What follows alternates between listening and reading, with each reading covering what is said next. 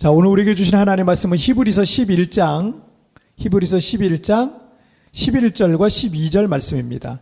자, 히브리서 신약성경 366페이지 히브리서 11장 11절 12절 두 절 함께 우리 합독하겠습니다. 시작. 믿음으로 사라 자신도 나이가 많아 단산하였으나 잉태할 수 있는 힘을 얻었으니 이는 약속하신 이를 미쁘신 줄 알았음이라. 이러므로 죽은 자와 같은 한 사람으로 말미암아 하늘의 허다한 별과 또 해변의 무수한 모래와 같이 많은 후손이 생육하였느니라. 아멘. 자, 오늘 말씀 제목 함께 읽겠습니다. 시작. 운명을 거부하라. 다시 한번 시작. 운명을 거부하라. 오늘 말씀 제목이 운명을 거부하라라고 이렇게 써놓고서 자신의 운명이라고 생각했던 그 상황을 거부하고 있는 사람이 누군가 이렇게 생각을 제가 해보니까 언젠가 여러분에게 한번 제가 소개해 드렸던 그 유튜버 있죠?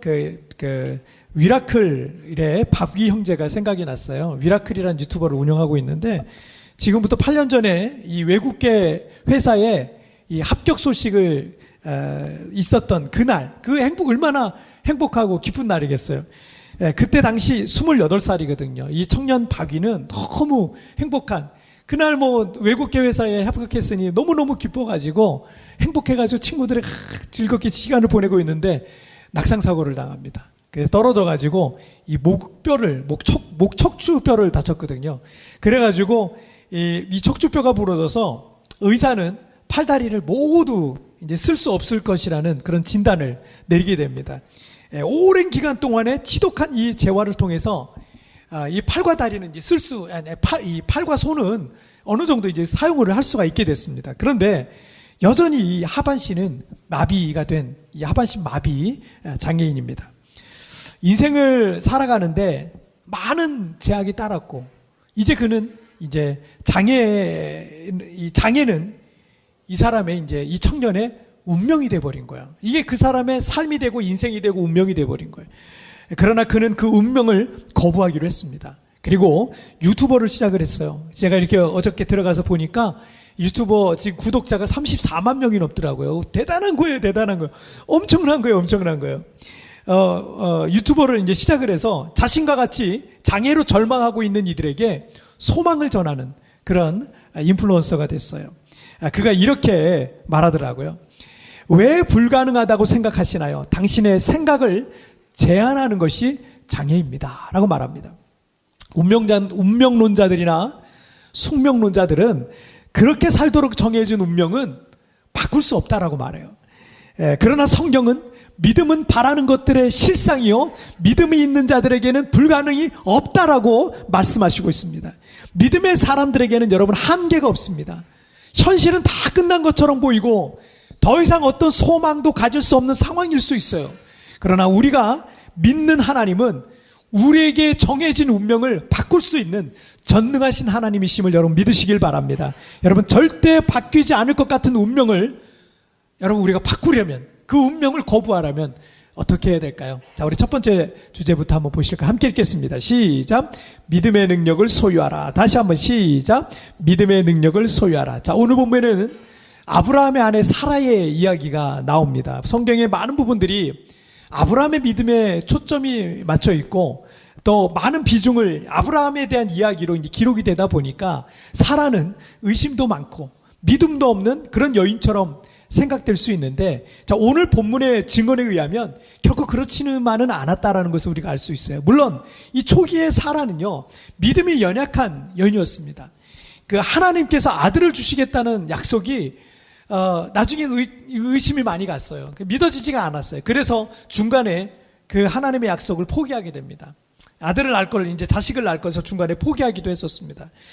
창세기 17장에 보면 아브라함이 99세 때, 100세가 바로 되기 1년 전이죠. 99세 때 하나님께서 아브라함에게 나타나셨습니다. 그리고 몇 가지 언약의 말씀을 그에게 하셨습니다. 그때까지 후손이 없었던 아브라함에게 아들을 낳게 될 거고 그 이름을 이삭이라고 할게, 아주 구체적인 말씀을 또 주시는 거예요. 그걸 포함해서 이 하나님의 언약의 표시로 종들을 포함해서 모든 아브라함의 집에 있는 사람들은 다 남자들은 할례를 받으라고 명령하셨습니다. 아브라함은 즉시 그 명령에 순종해서 집안에 있는 모든 남자들의 할례를 시행을 합니다. 종들이 꽤 많았기 때문에 여러분 전에 소돔과 고모라의 그 롯을 구하러 갈 때 보니까 318명의 훈련된 남자들을 종들을 데리고 간 모습을 볼 수 있거든요. 그렇다면 종들이 꽤 많았다는 얘기예요. 그 종들이 꽤 많았기 때문에 좋게 수백 명은 되었을 것이다 이렇게 생각이 됩니다. 자, 아브라함이 집안에서 그런 거사를 치르는데 아내였던 사라에게 아무 말도 안 하겠어요? 남자들이 다 이제 종들이 다 할례를 받고 막 그러고 있는데 꼼짝 못하고 누워있고 막 이러는데 아무 말도 안 했겠어요?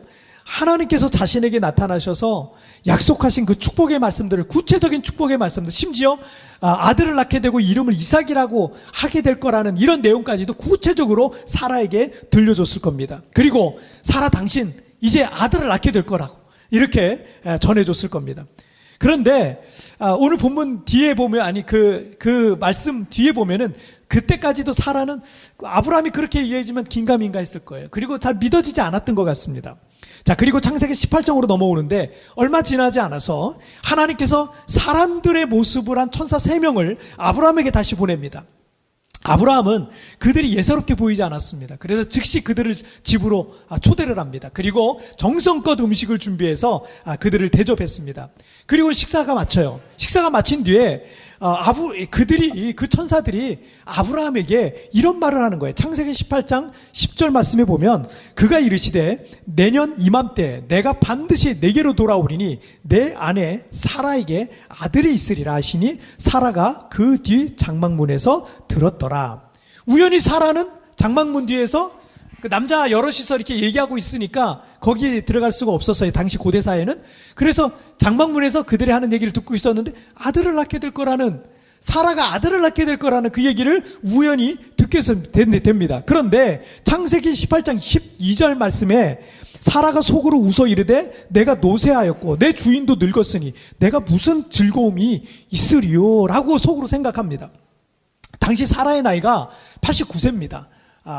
여성의 생리도 끊겼기 때문에 사라가 127세까지 살거든요. 당시는 꽤 장수하던 시대였습니다.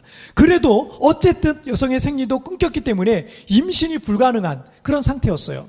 장막 뒤에서 우연히 듣고 있던 사라는 속으로 웃으면서 아이 무슨 농담을 저렇게 이제 할아버지 할머니 소리 들을 만큼 늙어버린 우리 부부에게 무슨 그런 일이 있겠어 이러면서 속으로 생각했던 거죠.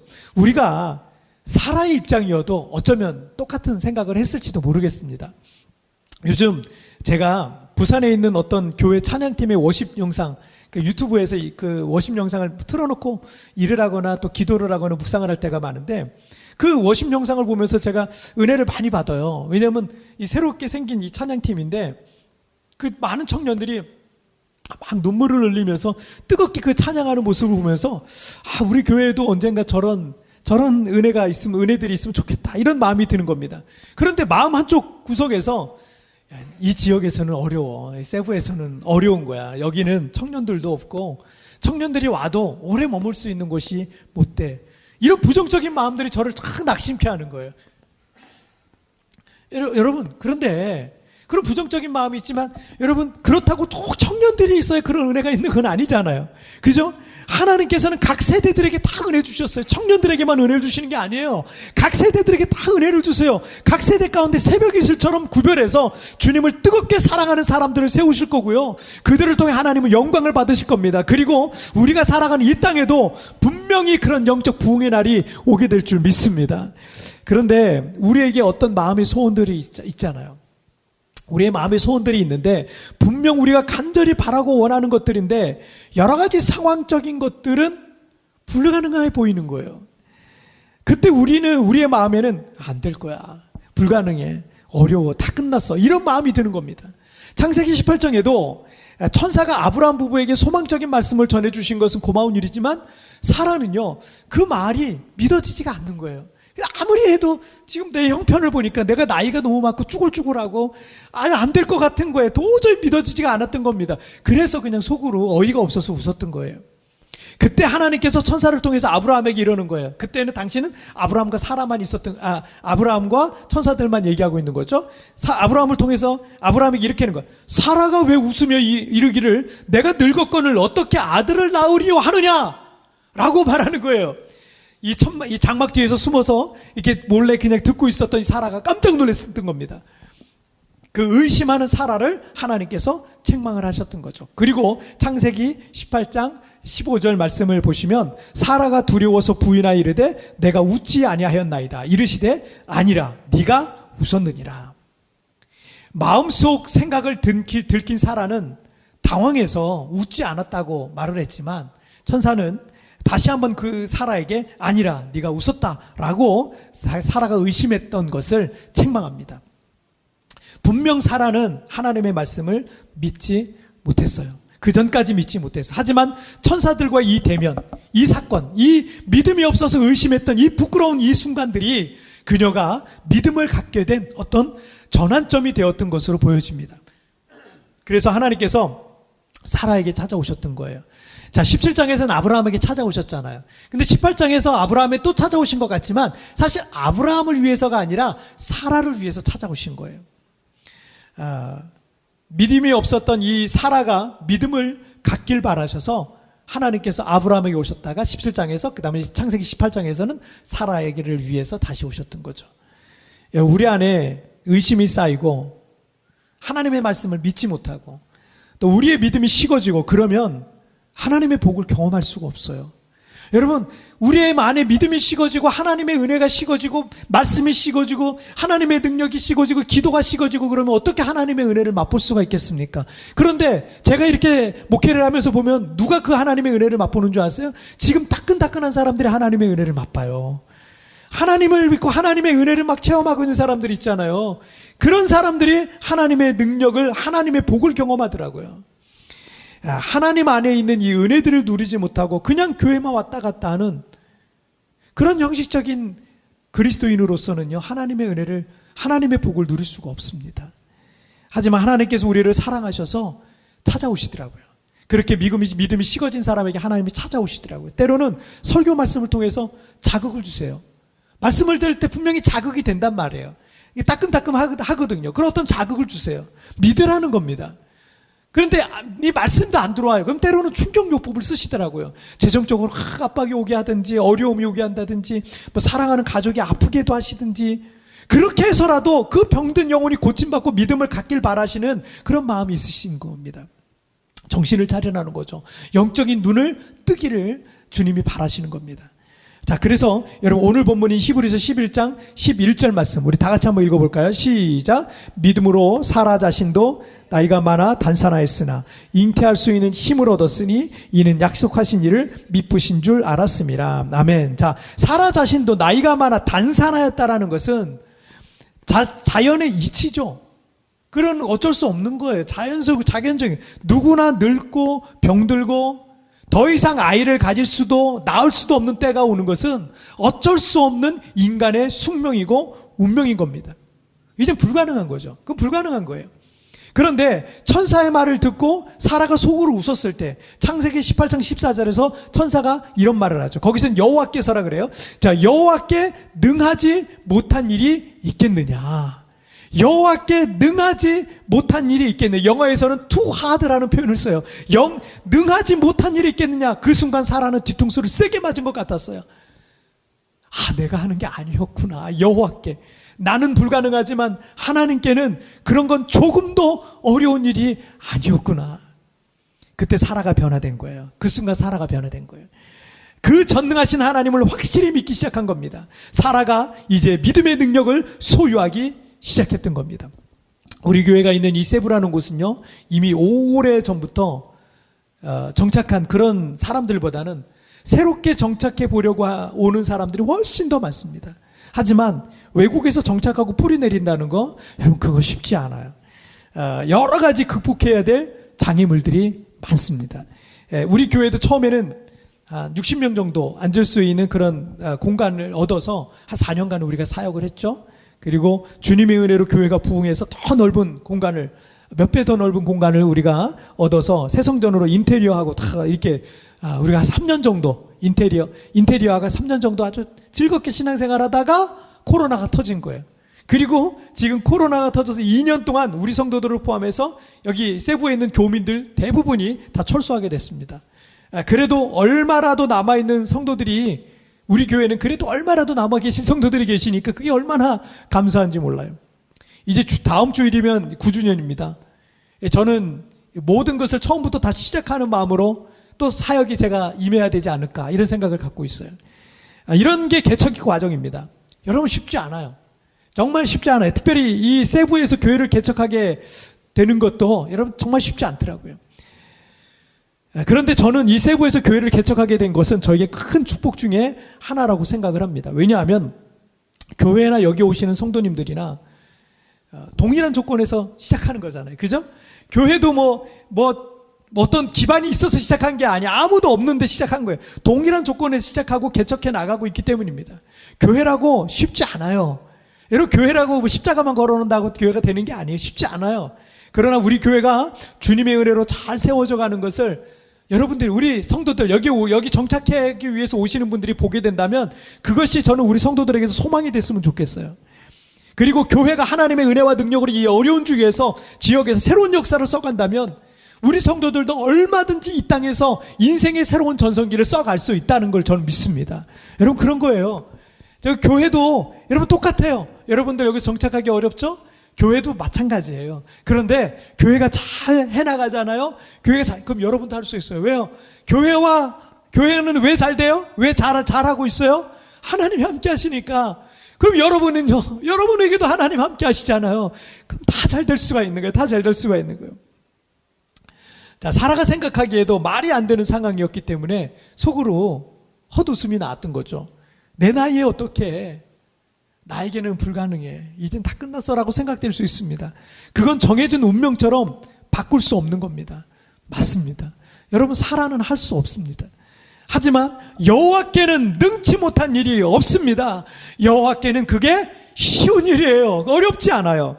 그리고 내가 하는 게 아닙니다. 나는 믿고 하나님이 하시는 겁니다. 나는 부족할 수 있습니다. 연약할 수 있습니다. 심지어 무능할 수도 있습니다. 하지만 주님은 강하세요. 나에게는 한계가 있지만 주님께는 한계가 없습니다. 절대 이루어질 수 없을 것 같은, 바뀔 수 없을 것 같은 여러분 그 운명이라는 거, 여러분에게 딱 달라붙어가지고 떨어지지 않을 것 같은 그 운명이라는 거 여러분 거부하시길 바랍니다.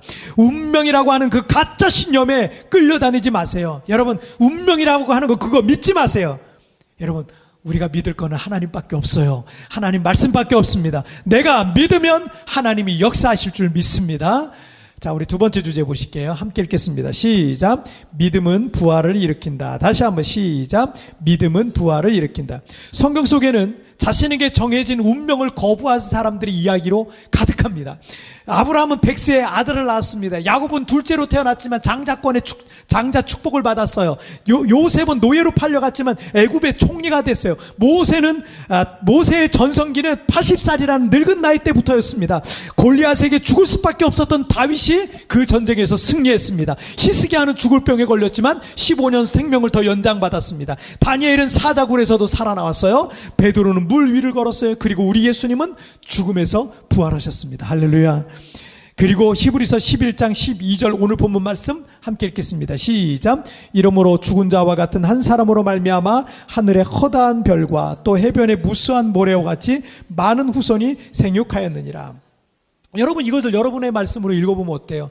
정말 무일푼이고 아무것도 없고 모든 걸 잃었던 한 사람, 다 죽은 것 같고 다 끝난 것 같은 한 사람으로 말미암아 세부에서 또는 여러분이 있는 곳에서 새로운 역사를 만들었다. 놀라운 역사를 만들었다. 얼마든지 여러분 이 성경은 그렇게 기록될 수 있는 거예요. 아브라함에게도 사라에게도 후손에 대한 희망은 없었어요. 죽은 자와 같은 한 사람이라고 기록하고 있습니다. 그들에게는 아무 희망이 없는 상태였습니다. 로마서 4장 19절 말씀에서 그가 100세나 되어 자기 몸이 죽은 것 같고 사라의 태가 죽은 것 같음을 알고도 믿음이 약하여지지 아니하고, 아브라함은 자기 자신이 마른 나무 막대기와 같이 그 몸이 죽은 것 같고 사라의 자궁 역시 이미 죽은 것 같았음을 알고 있었다라고 말하고 있습니다. 하나님의 사람 모세 역시 여러분 80세의 나이에 하나님 앞에 부름을 받았습니다. 그런데 이 모세의 소명장인 출애굽기 3장과 4장을 보면요, 모세의 지금 현재의 모습을 상징하는 그런 소품들이 몇 개 나와요. 하나는 불에 타는 마른 떨기나무였습니다. 광야에는 연중 강수량이 거의 없기 때문에 식물이라는 게 자라기가 어려워요. 그 가시덤불 같은 게 자라는데, 그래서 가시떨기나무와 같이 바싹 말라있는 아무 쓸모도 없는 나무뿐이었습니다. 선인장 같은 나무뿐이었어요. 그런데 이제 죽을 날이 가까이 오고 있는 이 늙은 모세의 모습과 비슷한 거예요. 마른 떨기나무는요, 모세의 모습하고 너무 비슷한 거예요. 그런데 그 가시떨근 나무에 불이 붙었는데 꺼지지 않는 거예요. 마른 떨기나무니까 불이 더 잘 붙겠죠? 그런데 이 불이 화락 하고 다 꺼질 줄 알았는데 안 꺼지는 거예요. 하나님의 불이 모세에게 임하면 그의 나이와 체력과 능력은 아무 문제도 되지 않는 거예요. 그리고 그 불이 꺼지지 않는 한 모세는 위대하게 쓰임받을 수 있다라는 상징이 이 사건 속에 기록되어 있는 겁니다. 또 다른 하나는 모세가 양을 칠 때 들고 다니던 이 마른 나무 막대기였습니다. 주님께서 출애굽기 4장에서 모세에게 내 손에 있는 것이 무엇이냐고 물으니까 모세가 지팡이입니다 라고 대답하죠. 그런데 출애굽기 4장 20절에 보면 모세가 하나님의 지팡이를 손에 잡았더라 라고 되어 있습니다. 그 마른 나무 막대기는 모세의 형편, 모세의 현재를 상징하는 소품이었습니다. 그런데 하나님께서 그를 들고 쓰시기 시작하면서 그 지팡이는 뭐가 됐어요? 하나님의 지팡이가 되었다는 겁니다. 인문학을 하나님께라는 그 책이 있어요. 1, 2, 3권으로 되어 있는데 이 3권에 보면은 중국의 철학자인 장자가 말한 무용지용이란 말과 또 다른 이 사자성어인 하로동선이란 말을 소개하고 있습니다. 먼저 이 무용지용이란 말은요, 쓸모없는 것에 쓸모 있음 이란 의미를 갖고 있어요. 세상에 있는 것들 중에 쓸모없는 것처럼 보이는 게 있는데 사실은 쓸모없는 게 없고 모두 제각각의 쓰임새가 있다라는 거예요. 자, 이게 무용지물이 아니라 무용지용이란 뜻이에요. 자, 하로동선이란 말은 여름 화로와 겨울 부채라는 의미예요. 아무 쓸모가 없는 존재를 비유합니다. 그러나 여름에는 화로가 필요 없는 것 같고 겨울에는 부채가 필요 없는 것 같지만 제철을 만나면 꼭 필요한 물건이에요. 창고에서 끄집어 나오겠죠. 자, 그런데 뿐만 아니라 무더운 여름이라고 해도 비에 젖은 옷을 말리는데 화로를 쓸 수 있고 겨울에 화로 불씨를 되살리는데 부채만큼 좋은 그런 물건은 또 없는 겁니다. 그래서 무용지물이 아니라 무용지용이다라고 하는 거예요. 결론적으로 그 책에서 이런 결론을 내리고 있는데 이 문장이 참 제 마음에 와닿습니다. 못생긴 나무가 산을 지킨다라고 하지 않는가? 잘생긴 나무는 나무꾼의 눈에 띄어 잘리고 만다. 그러나 못생긴 나무는 못생긴 덕분에 산을 지키고 굵은 나무가 된다. 아무 쓸모없는 인생은 없습니다. 우리 인간은 하나님의 존귀한 형상으로 지음받았어요. 하나님의 존귀한 형상으로 지음받지 않은 인간은 없어요. 돼지의 형상으로 지음받은 인간은 없습니다. 인간이 만든 모든 물건들에도 그 쓰임새가 있듯이 우리 각자에게는 하나님께서 맡기신 역할과 사명이 주어져 있는 줄 믿습니다. 모세는 40살에 애굽의 왕궁에서 빠져나와서 광야에서 40년간 양을 치며 살다 보니까 모든 자신감, 자존감이 바닥으로 다 떨어졌습니다. 자기 스스로 보기에 마른 떨기나무와 같고 마른 나무 지팡이와 같았습니다. 여러분의 인생이 혹시 지금 마른 떨기나무와 마른 지팡이 같지 않습니까? 하지만 꺼지지 않는 하나님의 불이 그 떨기나무에 붙고 그 마른 나무 막대기는 하나님의 지팡이가 되었던 것입니다. 로마서 4장 18절 말씀에서 아브라함은 바랄 수 없는 중에 바라고 믿었으니 라고 말씀하셨어요. 아브라함은 자기 몸이 죽은 것 같고 사라의 자궁도 죽은 것 같음을 알고도 믿었어요. 아브라함과 사라는 바랄 수 없는 중에 바라고 믿었던 사람들이었습니다. 정해진 운명은 바꿀 수 없다고 합니다. 그러나 그래서 많은 사람들이 그 정해진 운명에 따라서 살아가고 있습니다. 하지만 그 운명을 거부하고 그 운명을 바꾸는 사람들이 성경 속에 여전히 존재하고요. 또 오늘날에도 여전히 그런 사람들이 있습니다. 예수님께서 죽음이라는 운명을 부활로서 보여주셨던 것처럼, 거부하셨던 것처럼 아브라함과 사라의 믿음이 부활의 능력을 일으키셨듯이 그 믿음으로 우리 안에 죽어있는 모든 영역들이 다시 살아나기를 주님의 이름으로 축복합니다. 자, 오늘 말씀 정리해 보겠습니다. 오늘 두 가지 말씀 나눴죠? 자, 두 가지 읽겠습니다. 시작. 믿음의 능력을 소유하라.